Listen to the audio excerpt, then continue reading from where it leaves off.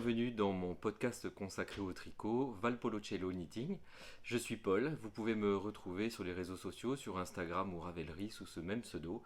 Et je serai très content dans la série d'épisodes qui va suivre de partager ma passion pour le tricot simplement avec vous en toute simplicité. Voilà, ce pseudo évoque plus chez moi mon prénom, Paul, le fait que je suis violoncelliste amateur et que j'aime bien les vins italiens, plutôt que le tricot. Alors j'ai rajouté dans cette chaîne Valpolicella Knitting pour bien fixer le cadre de mes épisodes. Euh, je vais partager évidemment avec vous mes projets, non sans avoir remercié les personnes qui m'ont encouragé à faire ce podcast. Au Kill Tricote, Olivier, merci Olivier, Didier, au fil d'Horus et ma chère Béatrice Cordélia Vore Tricot. Voilà, merci à vous, je me lance et j'espère que cela vous plaira. Alors je vous emmène avec moi et puis c'est parti pour les projets terminés.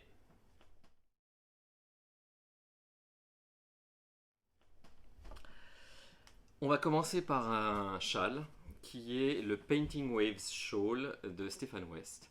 Donc, alors, pour être très franc, je ne suis pas sûr d'adhérer toujours à tout l'univers de Stefan West, mais il y a quand même des châles qui sont absolument magnifiques chez ce créateur, chez ce designer.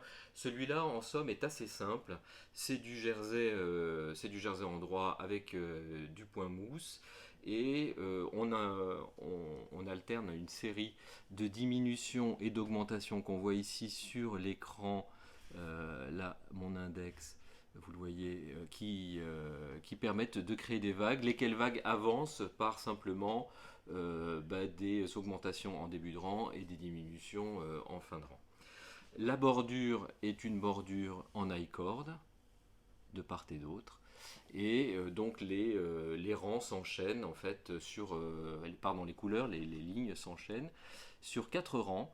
La couleur principale ici est un gris anthracite et cette couleur ne se coupe pas tout au long du châle, elle suit la bordure et en fait on change de couleur à chaque fois qu'on a fait un rang d'augmentation et de diminution puisque ces rangs se font sur les rangs noirs. Donc c'est un châle qui est assez grand. Qui n'est pas très large, et ce qui fait que pour les hommes, on peut facilement le porter en chèche. Hein, voilà. Donc là, je vous montre ici l'endroit, et de l'autre côté, évidemment, c'est un peu moins fun, puisque on voit les têtes de mailles qui rentrent dans les couleurs principales et les couleurs secondaires, pardon, et donc ça nécessite de le plier. C'est un châle qui est très sympa à faire. Et je dirais que pour rentrer dans l'univers de Stefan West, c'est plutôt assez facile. Maintenant, si je vous donne quelques données techniques sur la laine utilisée, je prends mes notes. J'ai pris un kit d'un teinturier anglais qui s'appelle Ted. Vous pouvez le retrouver, je vous mettrai le lien sur la vidéo. Donc c'est Ted Knits UK en un seul mot. Donc c'est un créateur des laines qui teint dans sa cuisine et qui fait des kits un peu spécifiques au châle de Stefan West. Donc c'est un kit que j'ai dû payer une soixantaine de livres. J'ai plus très en tête le montant exact, mais je dirais que pour 60 livres, vous avez le kit avec la couleur principale et évidemment les tout petits écheveaux pour les couleurs secondaires. Il me reste énormément de couleurs principales. Il y avait 2 grands écheveaux de gris. Il m'en reste un pratiquement entier qui, je pense, pourra faire une paire de chaussettes. En revanche, pour les couleurs, c'est assez bien dosé parce qu'il en reste très peu. Bon, très sympa pour mettre autour d'une veste en jean ou simplement pour se balader au bord de la mer. Alors voilà, j'habite sur une île, alors évidemment ça aide, mais ça peut vraiment faire un chèche ou une écharpe très, très sympa. Pas compliqué à faire et ça peut constituer, je pense, un cadeau pour ceux qui souhaitent se lancer. Je crois que je vous ai à peu près tout dit sur le châle Painting Waves Shawl. La laine utilisée, je vous l'ai dit, je l'ai pris chez Ted Knits UK et je vous ai pas dit, c'est de la fingering, 75% laine et 25% mérinos. Je passe à un deuxième projet qui est un test de patron.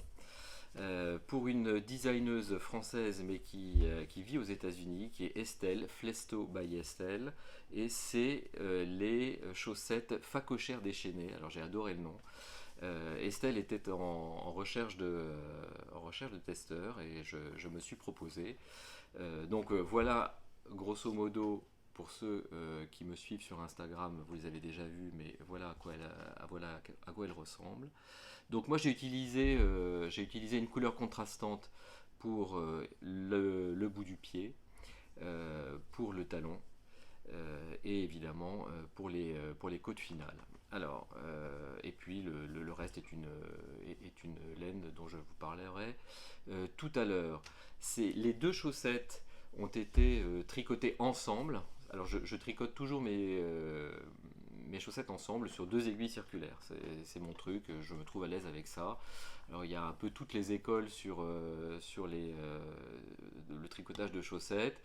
Moi, je dois dire que je suis victime du syndrome de la deuxième chaussette, c'est-à-dire que si je les tricote séparément, je suis à peu près certain de jamais reprendre mes aiguilles pour faire la deuxième.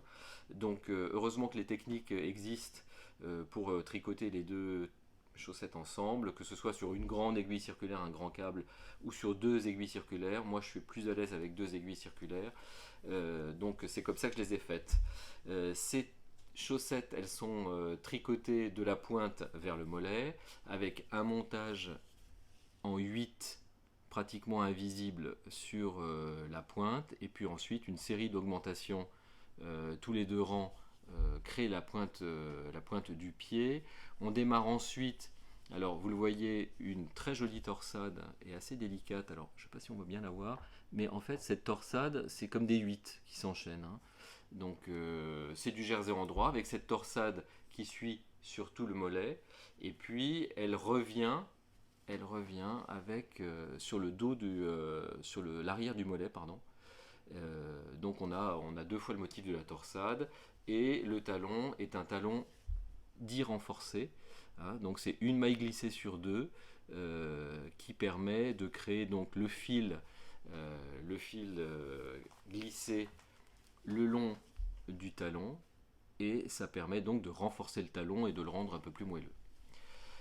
Enfin, la chaussette se termine par des côtes 1-1 torse, et j'ai rabattu les mailles avec le JSSBO qui est un montage, pardon, un rabattage très élastique.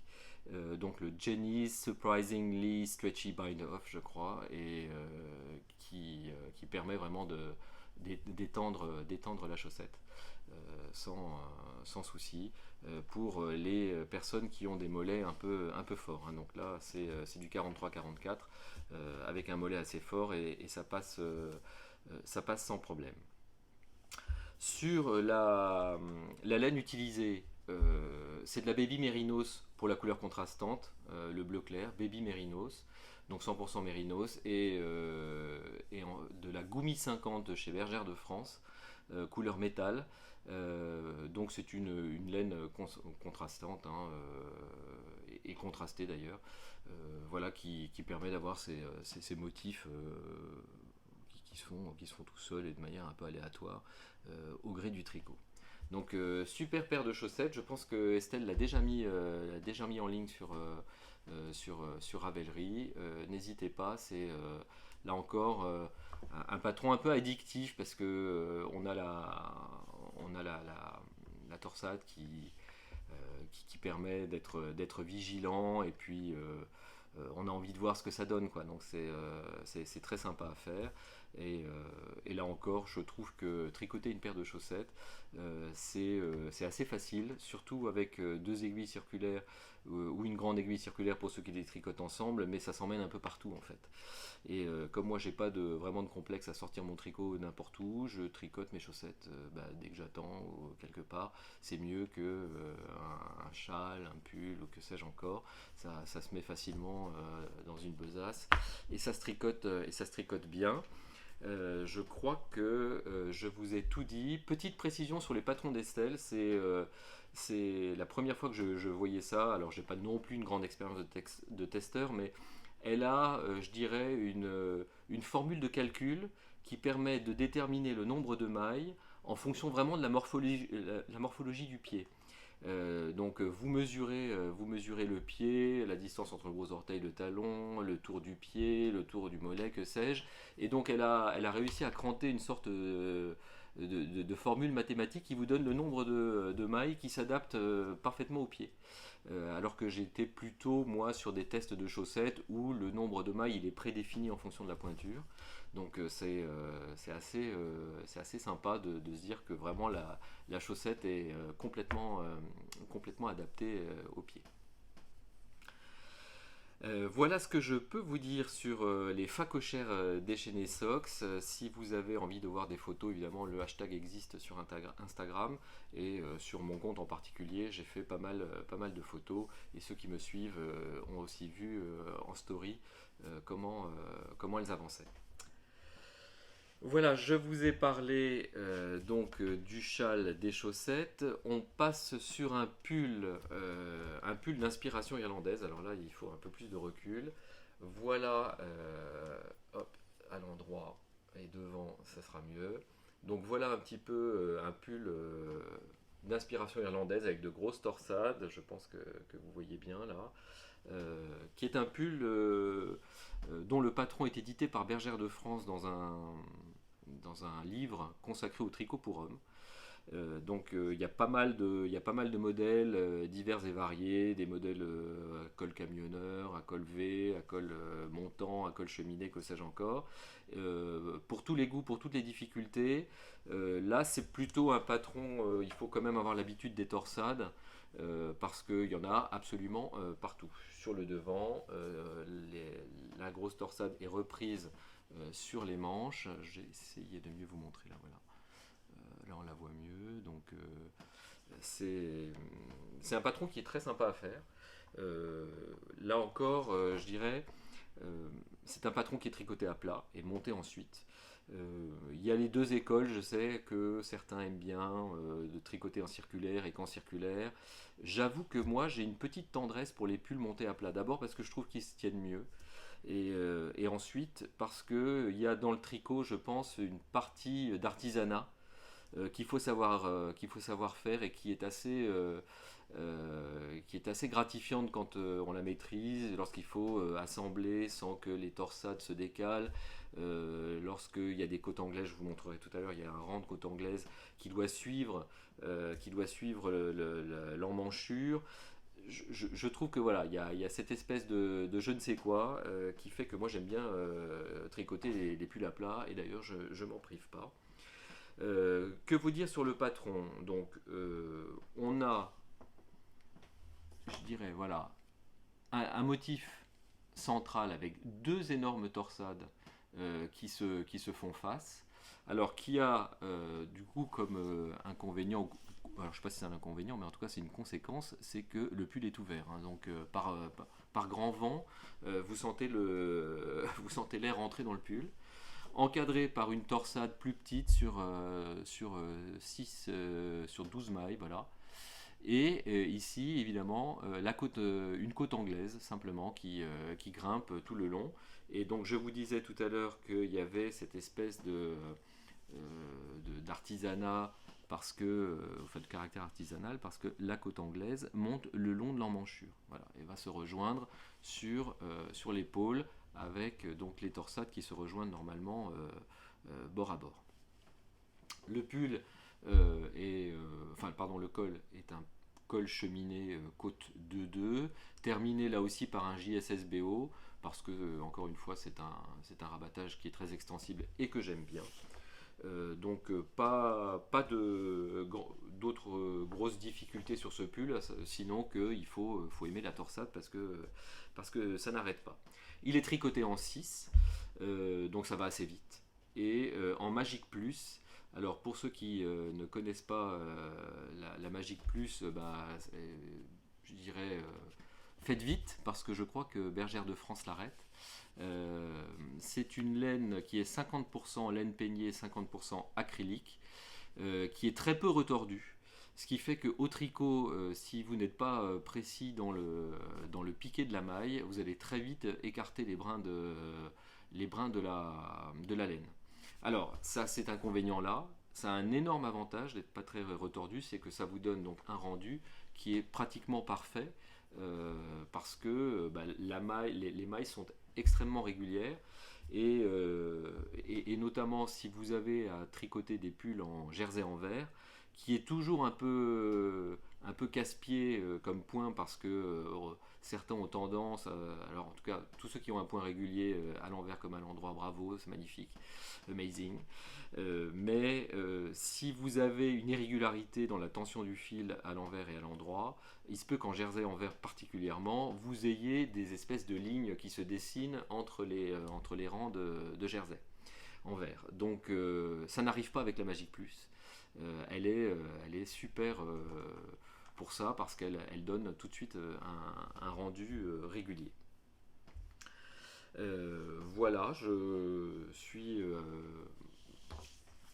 assez content du résultat. Donc si je me lève, voilà, il est quand même assez long, il enveloppe bien. Je pense que pour un pull de demi-saison, pour sortir juste avec une écharpe et un pull, il est super sympa, à condition évidemment que le vent ne souffle pas, ce qui n'est pas toujours le cas là où j'habite. Mais vraiment, c'est des pulls, c'est des must-have, quoi. Voilà. Voilà pour le pull d'inspiration irlandaise en Magic Plus. Je vais vous parler maintenant du clou du spectacle qui est le plaid kaolin. Alors le plaid kaolin est un plaid qu'a dessiné Olivier de O'Kill Tricot et qu'il a bien voulu me faire tester. Et merci Olivier, super sympa. Donc voilà la bête. Il est absolument immense et absolument magnifique. Donc je le fais défiler devant vous. Voilà, hop, je crois qu'on y est. Donc c'est un plaid.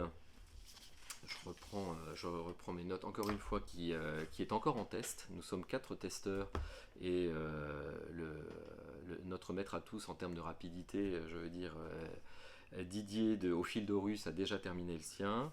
Les autres sont en cours. Le mien est terminé et bloqué. Super patron.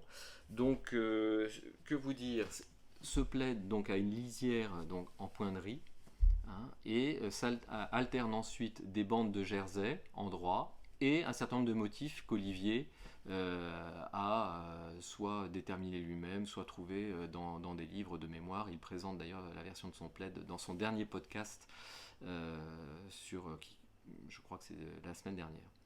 Donc ensuite on a un motif, vous voyez, d'hexagone, et puis de nouveau une bande de jersey, et puis ce qu'il a appelé le grand damier, de nouveau du jersey, le petit damier, je l'approche pour que vous le voyez bien, voilà, on le voit bien là. Ensuite on a des côtes anglaises, et puis de nouveau du jersey, et le motif grand kaolin. Le motif grand kaolin détermine la moitié du plaid, et ensuite les motifs s'enchaînent de manière symétrique pour faire au final un plaid qui est assez grand après blocage puisque je suis à un peu plus d'1,60 m de long sur 140 de large. Donc vraiment quelque chose qui va être très très enveloppant pour les soirées d'hiver. Pardon, je m'étouffe, c'est mon premier podcast et je suis sans doute un peu ému. Voilà, donc pointerie en lisière partout. Alors pour la petite anecdote, j'ai commencé le patron en côte 1-1, donc bravo, magnifique. on redéfait et on recommence, mais le résultat est somptueux. Le design est très sympa, la laine l'est aussi. Je l'ai testé avec de la laine proposée par Dererum Natura. C'est la Gilliatt et la couleur c'est poivre blanc. Alors elle est absolument géniale à tricoter, j'ai pas d'autres mots. Il y a très longtemps que je voulais m'essayer à une laine de Dererum Natura que je suis sur Insta et vraiment ça donne envie. Alors l'occasion de tester le plaid kaolin l'a été et je suis hyper content. Donc j'ai utilisé 8 pelotes. Donc c'est un plaid qui peut revenir assez cher parce que au total il y en a pour 97,60 € de laine, mais le résultat est absolument somptueux quoi. C'est un patron qui se tricote en 5 et vraiment je suis hyper content. Il est magnifique. Je, je dis bravo Olivier, super patron. Donc, je crois me souvenir que Olivier compte le sortir au début de l'automne, ou en tout cas à la rentrée. Donc voilà, profitez-en. C'est un super patron. Alors je dis beaucoup super. Bon, j'essaierai de me corriger pour les suivants. Et voilà, je vous en remontre toute l'étendue. On voit que ici dans les motifs d'hexagone, donc l'intérieur c'est du point mousse avec des côtes torse qui remplissent l'hexagone. Si on regarde le motif kaolin, évidemment c'est des mailles glissées, un rang sur 3, et puis ensuite il y a des jetés centraux et on recommence. Voilà, donc ici le grand damier du point mousse avec des mailles glissées qui permettent de déterminer la bande verticale, enfin la ligne verticale. Le damier, ce sont aussi des mailles glissées qui déterminent un petit peu le damier, les côtes anglaises, très sympa à faire, enfin vraiment voilà, il est super beau, super sympa et je vous enjoins vraiment à vous y essayer pour l'automne. Ça sera quelque chose de très agréable. J'en ai terminé avec les projets terminés et je vous propose de vous emmener maintenant voir les projets en cours.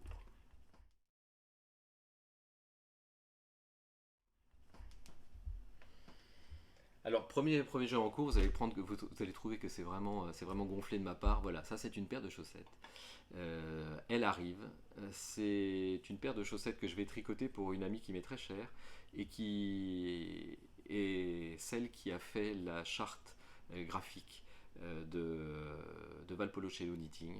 Donc voilà, ça sera une paire de chaussettes euh, d'un patron que j'avais testé pour Knit Spirit. Donc j'ai testé pas mal de patrons pour Knit Spirit. J'adore ces chaussettes. Je vous enjoins vraiment à aller, si vous ne connaissez pas Knit Spirit, à aller sur ou son Insta ou son Ravelry. Elle a des chaussettes pour tous les goûts, pour tous les niveaux de difficulté. Et donc là, ça sera une paire de Mama Socks alors que je n'ai pas testé de mémoire. Non, c'est les Daddy Socks que j'ai testé pour Knit Spirit. Mais en tout cas, ça sera bien un patron de Knit Spirit pour ce cake de laine. La laine est une laine fingering, 75% laine, 25% mérinos que j'ai eu dans les box Knit Crête. Pour être franc, je ne me rappelle plus du tout du nom, mais je pourrais le mettre en description de la vidéo, évidemment. Alors deuxième projet, alors là on est déjà un peu plus avancé, c'est un pull islandais, donc en jacquard, que je tricote aussi pour un ami. Donc là le principe du pull islandais, c'est qu'il se tricote de part en part, donc sans couture. Donc là vous avez le début du pull, le corps du pull, avec le jacquard. Et le but ensuite est de tricoter les manches séparément, de les raccrocher sur le fil central et puis de tricoter ensuite ce qu'on appelle en anglais le yoke, hein, qui est un peu la zone délimitée entre le haut des épaules, le bas de la gorge et puis ici, avec un motif en jacquard. Donc c'est un modèle que j'ai eu sur Lopi Design, qui s'appelle Gull, je crois, et que je tricote avec une laine islandaise, d'une filature artisanale qui avait été présentée, alors je ne sais pas si certains d'entre vous l'ont vu, dans un reportage Arte sur le tricot en Islande. Le reportage est l'Islande, le tricot, une affaire d'hommes, je crois, et où on apprend qu'en Islande, il est tout à fait naturel pour les hommes de tricoter, mais j'ai presque envie de dire c'est naturel de tricoter n'importe où ailleurs, peut-être moins bien accepté, mais c'est naturel de toute façon. Le reportage montrait donc cette filature artisanale qui, à partir de laine de moutons islandais, a une toute petite production, mais enfin, hyper naturelle. Bon, voilà, j'ai été enthousiasmé par ce reportage. C'est ce qui m'a donné envie d'ailleurs de me mettre au jacquard. Et pour le faire, j'avais participé à un cal organisé par Knit Spirit, là aussi, elle avait fait un cal jacquard. Et donc je m'y suis mis comme ça. Et j'ai contacté donc la dite filature sur internet, je crois que c'était sur Facebook, ils m'ont dit mais oui, on expédie à l'international, donc voilà, des beaux écheveaux, donc de laine 100% bouton islandais. Pas du tout lavé, pas du tout. Alors pour le coup, c'est même si le patron est Lopi Design, ou la laine là c'est plutôt la laine Lopi, Let Lopi en tout cas, très, très industrielle là, pas du tout. Elle sent d'ailleurs le mouton, hein, je veux dire, et elle laisse, lorsqu'on la tricote, cette couche de gras qu'ont les moutons sur leurs poils, pour les protéger du froid. Donc c'est assez rustique, et ça donne un pull très sympa. Alors, sur ce type de laine, alors la filature, je ne vous l'ai pas dit, s'appelle Oops Poonie.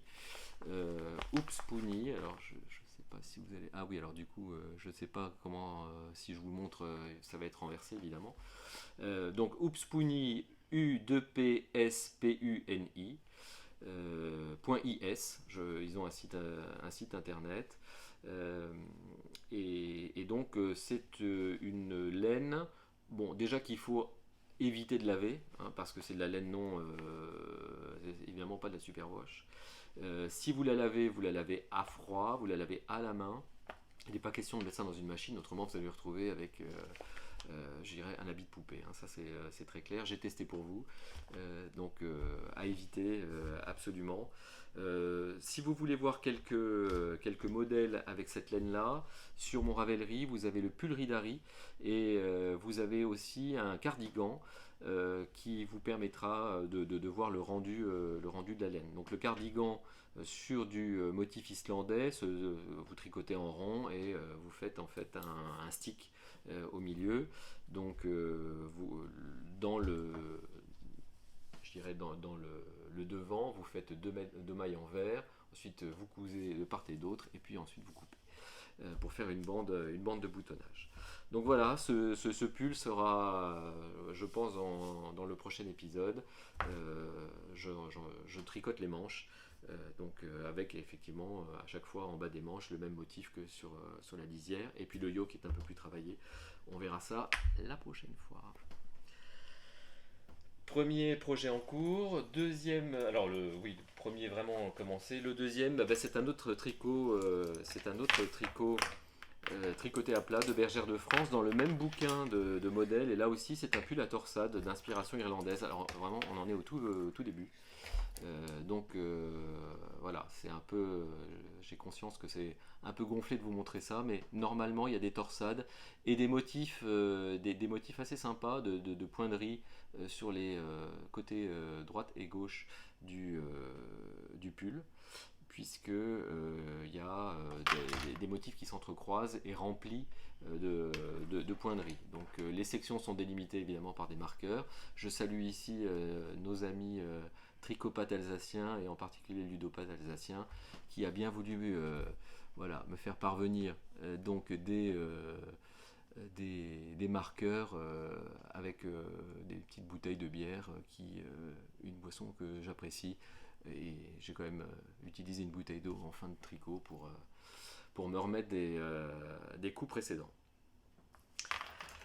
Voilà ce que je voulais vous dire aujourd'hui pour mon premier épisode.